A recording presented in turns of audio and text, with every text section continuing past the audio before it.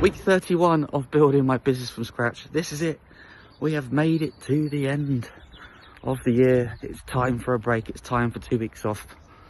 So I wanted to jump on here and give my 5 reflections from the year.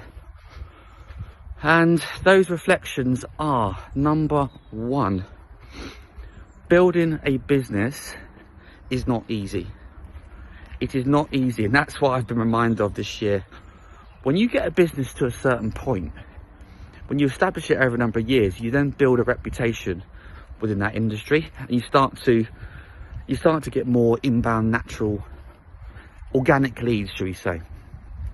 But when you're starting out, you don't have that. You need to earn the right to get there, right? So that's exactly what I've been doing this year. I've been earning the right, really earning the right to rebuild my reputation, build the business's reputation, get customers on board and help them out. So yeah, number 1 reflection is starting a business is bloody hard. But also, and this is number 2, I guess, it's incredibly rewarding.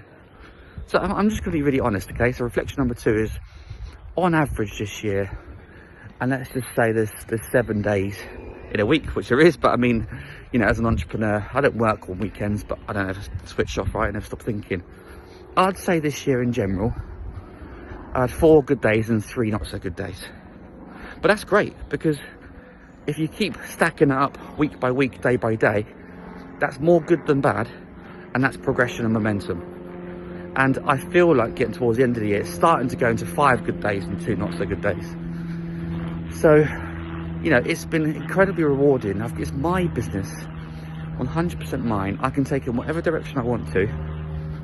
And there's that self-satisfaction. I've got to the end of the year and I've got customers that are paying me and paying my business because they see value in that. And that's still very gratifying.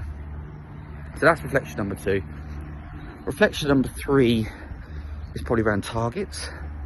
So an interesting one for me this year, and this is where I've changed. You know, I've scaled 2 multi-million-pound businesses with co-founders, and this is the first one on my own. You can't ask me to work any harder. I work hard already, and I always will. That's just who I am. It's who I've become the last, I don't know, 10 years. But I think sometimes putting targets in place can actually do more damage than good. And I think it kind of puts you under almost an unnecessary pressure. So, you know, I'm going to be really open and clear with everyone. I want to get this to 100k a monthly business. That's where I want to get it to. Roughly profit around half of that, roughly. I know I can do it. I know I will do it.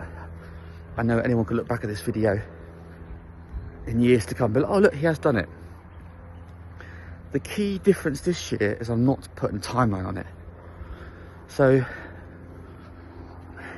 it takes time to build a business. So I might do it next year. Realistically, I'm 31 weeks in. You know, that's just, well, almost 8 months. Realistically, it takes 3 years to get to that point. So I imagine I'll be at that level at 3 years. But it's also not about speed. Probably the biggest mistake I've made in the past. My first agency, we grew to 10 million a year. But the irony is we lost a lot of customers. We just had a brilliant sales and marketing machine. So this time I'd rather grow a bit slower, do things the right way, and have customers for longer term, because winning customers is the hardest thing in the world. It really is. So yeah, this year targets, a little bit more, less pressure on myself. I'm just going to enjoy the ride. So that's number 3. Number 4 is, as number 5 would be taking time off. What's my number 4 reflection this year? The big reflection. Probably the balance between personal life and business life, which is always a challenge. And the thing that's kind of hitting home for me more this year is invested in the business. So, you know, I'm up to a good level now, but I could be making almost all the revenue I'm bringing in now, I could be taken out as dividend, salary, whatever. But because I don't want to grow the business to 10, 20k a month, I want to grow it to 100k. I'm really putting almost all of it back in. But I also have life costs, life bills. You know, didn't go on summer holiday last year for the first time. Where, you know, someone says, oh, haven't you been successful? Yeah, I have. But most of my wealth is tied up in assets. Either buy-to-let assets, which are fantastic because they pay me every month, but do not want to sell them to get some money out. Or they're in investments within EIS schemes or companies where, you know, I've had a few investments. I invested a significant amount, one in 2016, one in 2017, and they're flying, but on paper they look great, nothing in my pocket. So the point I'm trying to make is I'm having to short-term pain for long-term gain. I'm having to be really, really tight with how I spend my money personally, because I'm pouring it into the company to make sure we get to a level where the company will just naturally grow organically. And I'm putting all the infrastructure in place, everything. So next year for me personally, it will probably be a hard year financially, just because I'm gonna have to be really tight. But if I think ahead and I can think about 2027, that should be a great year, because that's when I'll start to get payback, so to speak. And the last point is number 5. Last point of 2025. Number 5 is taking time off. So you only live once, right?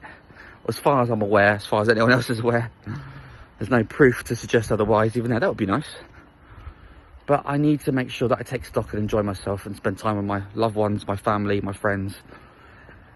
And even though I've had a really good week, that temptation has found that creeps back in, which is maybe I can get a few more days in. Just a few more days before Christmas. But no, Chris, stop it.